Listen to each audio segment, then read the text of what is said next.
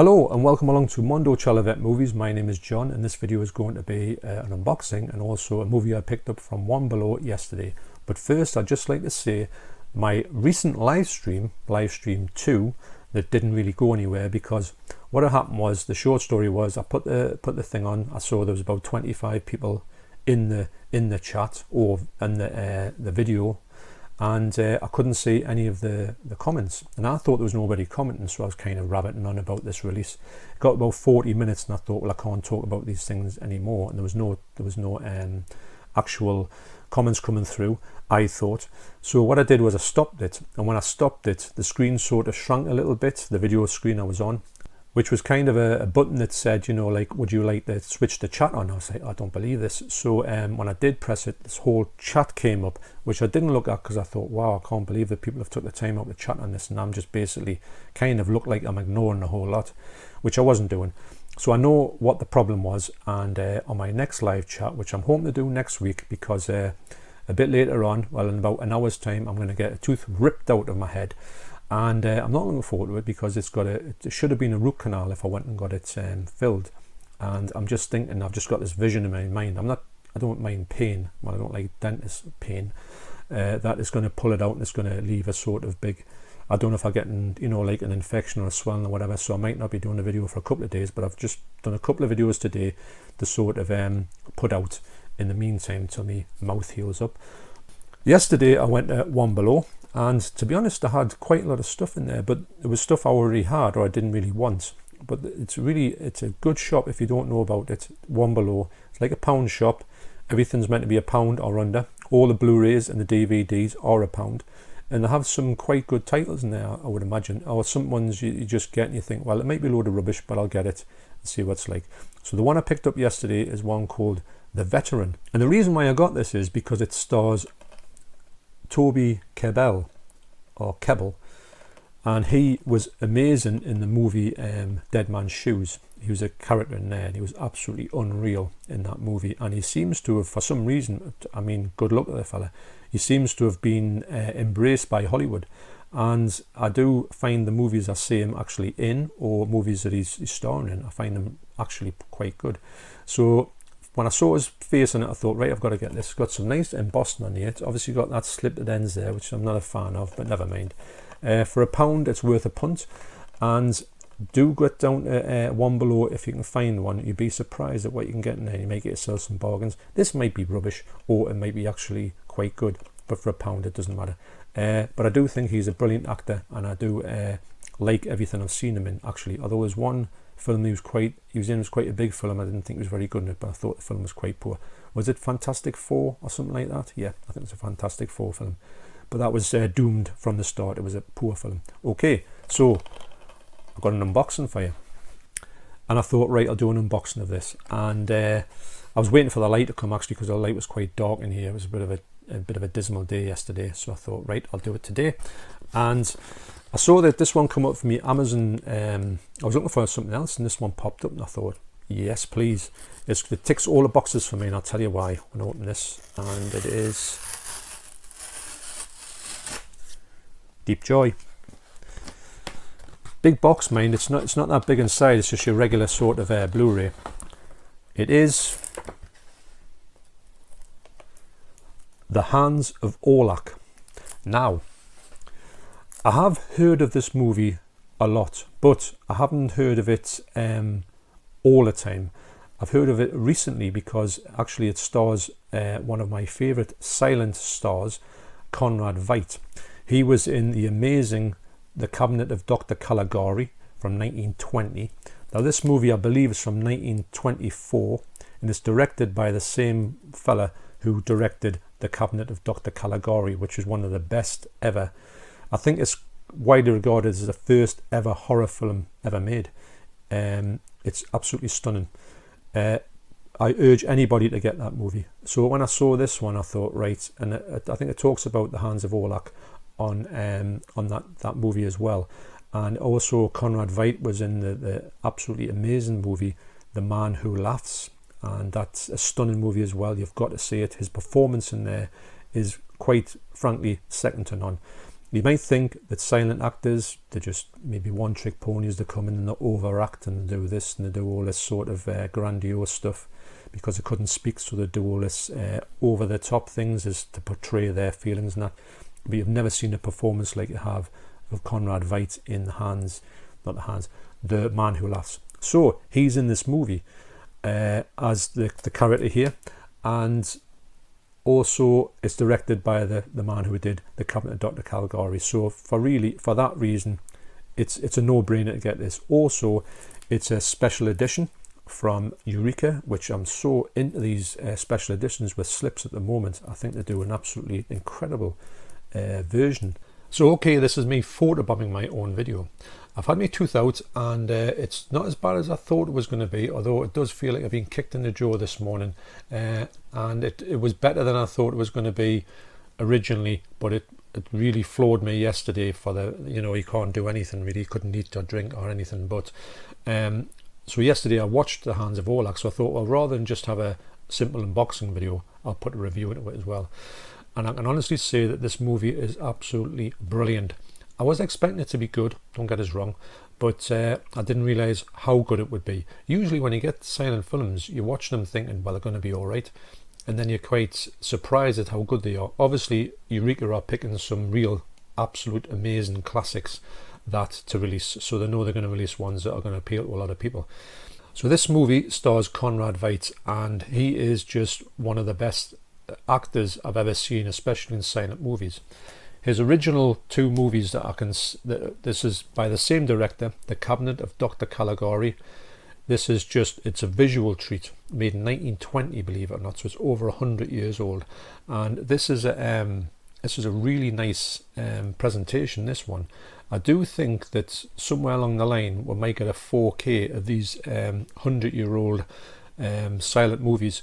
Will they look better? I think they might actually look quite, if they can get a good source material, I think they would look quite good. So anyway, The Cabinet of Dr. Caligari from 1920, and also this movie here from 1928, The Man Who Laughs, are absolute masterpieces, and they need to be looked at in a lot of people's collections. I know a lot of people who have watched this movie, namely Horror Hands and also Movie Worm. They said it was one of the most spectacular films they'll ever seen in their life, and it is absolutely brilliant. It's one of my all-time favourite silent movies. Also, with Conrad Veidt's performance in this is just as it is in all his movies. This is just absolutely stunning. Never seen anything like it. So, The Hands of Orlac. What happens is in this movie, at the start of the movie, we're treated to the fact that Conrad Veidt is in this train crash, and he is a renowned concert pianist, and he has to get his hands amputated because of that he has a fractured skull, and he also loses his hands. But at that point, somebody who is a killer is being hanged or being guillotined, and they take his hands off because his wife or his future wife says, please save his hands, that's the only thing that matters to him. So he gets his hands from this dead murderer's body. So he gets his hands transplanted from this killer, and so obviously what happens in the movie, I just thought would be him struggling to cope with the fact of these hands and they're not his real hands. He doesn't want to touch his wife or his girlfriend with these hands because he feels that not his hands. He shouldn't be touching his partner with them hands. And the performance from Conrad Veidt gives you this impression of a sort of like a tortured person. I mean, imagine you putting yourself in the same boat. You've got this amazing gift of for the pianist, and you can't do it. And also, you're wondering what are these hands all about, and he has these sort of really strange sort of dreams, which is it mentions in the I was thinking this myself, but this person in the special features said it's almost like David Lynch, these sort of visions he has of like these hands having a life of their own and doing things. So in the course of the film, there's people getting killed, and he is thinking, am I the killer? Are these hands the killer of this? And there's also a strange person, a mysterious person who is involved in this, and he is well, I'm not going to tell you who he is, but he is a great part in this film.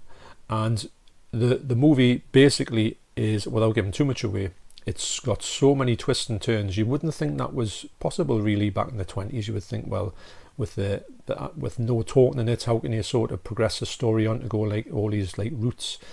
So this movie goes in a position where I thought it was going to go into a sort of like just playing it straight, that this fellow was twisted about the fact he didn't have his own hands, but it's much more than that. About halfway through the movie, it starts to change into this like, am I the killer? I'm not the killer. Are these hands killing people? Am I not aware of it? And there's much more to it than that. So for me, I was so bowled away by the fact of this story being really complicated, not complicated in a bad way, complicated in a good way that would make you think, wow, the twists and the turns, it gets to the ending and you think this is going to go this way, then it turns again, then it turns again. It's quite honestly a fascinating film. It does remind me a lot of The Man Who Laughs. Anyone who's seen this will know that the ending in this is just unreal. I've been on the edge of my seat when I was watching this movie, and also this movie is quite similar. So anyway, this is highly recommended. It's much better than I thought it was going to be. I thought it was going to be a good silent movie film, but this is one of the best silent movie films I've ever seen. So what it says on the back is here: reuniting the star and director of The Cabinet of Dr. Caligari and The Hands of Orlac is a deliciously twisted thriller that blends grand guignol thrills with the visual and performance styles of German expressionism. Now, expressionism is the best film for German expressionism. The actual way it looks, the scenes is just unreal. This hasn't got that much of that in it, but you can still see where some of the sets are. They sit on these chairs, which are absolutely massive, and they just look a bit out of place in rooms, which is creative. That, you know, they put the rooms in sort of strange angles. It doesn't have much of that, but you can tell that's got a bit of an influence in it.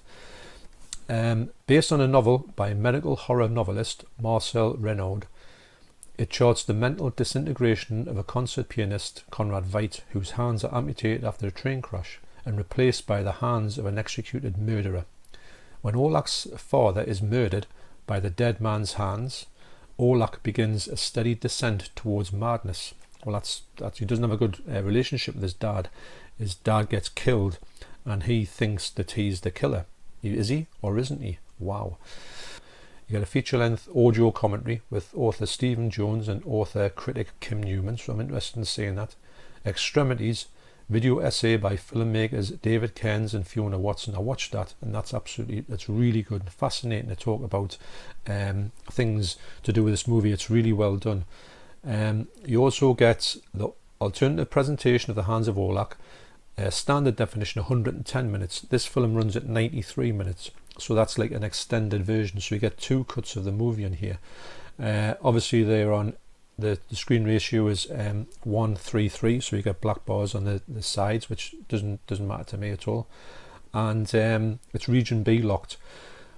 But this is, I'm interested to watch the 110 minutes. I do prefer sometimes watching the shorter version when I watch the film first, and I think that maybe the 110 may be a little bit too long, because this one was just about the right length for me.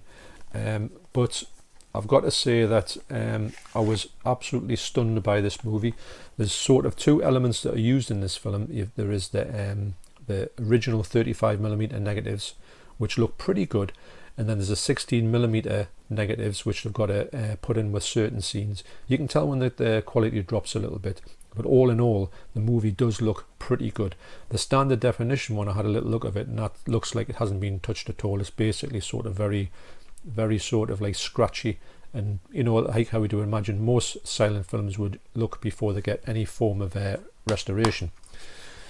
So in there you've got the disc there, and you've got this booklet, which is about I think it's about 30 pages long. You get and this is one of the scenes that looks like it's this sort of David Lynchian sort of nightmare scene. You get a few of them in there which are really well done actually, and you get lots of text here about the director. You get some shots from the movies. It doesn't have any red in the movies actually. That's just that's been put into this this picture. And there's Conrad Veidt with his, like I say, his performance in here is just unreal. I'm so interested in seeing some more of his films. I would like to get some more. I'm going to look and see if there's any more of his silent films available, and I will be treating myself to some of them, because if I'm honest, I just had such a good time with this movie, and I've had such a good time with this star, Conrad Veidt. I would have loved to have seen him in Dracula. I think he would have done an absolutely amazing part. He does actually look a lot like Udo Kier, and especially his eyes, as he does in The Man Who Laughs. His eyes in that movie he has to act with his eyes, mainly because he's got a grin on his face for the whole movie. So I can't recommend this movie highly enough. I can't recommend this actor highly enough. Conrad Veidt, I'm trying to find some more movies of him to watch. I'm kind of a bit of a Conrad Veidt trip at the minute. I just want to see what he looks like in more movies. I do want to see what he looks like in talkie films as well. I think he acted till his untimely death in 1946. Okay, so thanks once again. I'm going to go and gargle with some salty water now, and I will see you in the next video. Cheers.